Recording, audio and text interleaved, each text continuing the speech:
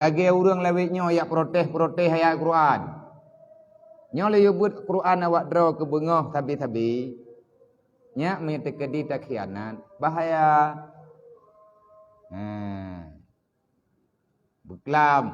Beklam tengah ber-Quran. Nyo ilung kena lu pegah beklam kadri beklam kalau pegah. Draw ni yang galam jut ber-Quran, dupna hina tanyo wate hana ilmu agama. Wate hina gedanyo hana gegala le urang karena hana getuang tili Allah Taala kurang tenang gedanyo. Tapi bek putus asa, teruslah belajar. Cara-cara ngawak draw ke. Galam tak tepat baru tak pelumah tilang, katuri juga di alih ba. Menyok tepat hang langsung terus awak salamu je kapai.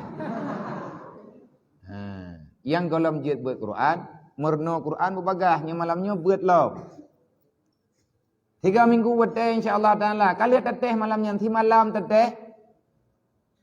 Tanyo hana teteh tagai hate kamu tepat huruf. Sebut aja alih ba mendumnya. Bertaturi huruf hijaiyah. Turi le huruf dasar. Olian nama merno tulis. Tak merno pisahkan huruf. Dalam Al-Quran berkali Allah Ta'ala falamma ra'ahumul azab fala yukhaffafu anhum wala hum yundarun. Apa? Manakala orang-orang yang tak beriman, manakala orang munafik, orang kafir, falamma ra'aul azaba wate katru uro kiamat, katru dalam alam barzah, hana liu urang lagi tempat ayo pegah-pegah ba. Allah Ta'ala menampakkan, merasakan makna ra'a orang-orang yang ingkar kepada Allah. Allah Ta'ala memberikan bagi mereka untuk merasakan azab.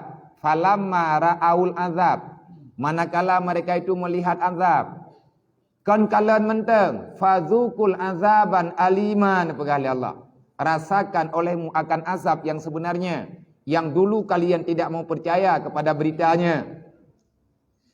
Pei pegah le urang kape. Yang tebe-tebe kerodro uru-uru athon neraka. Tanya bek je ka athon neraka nya.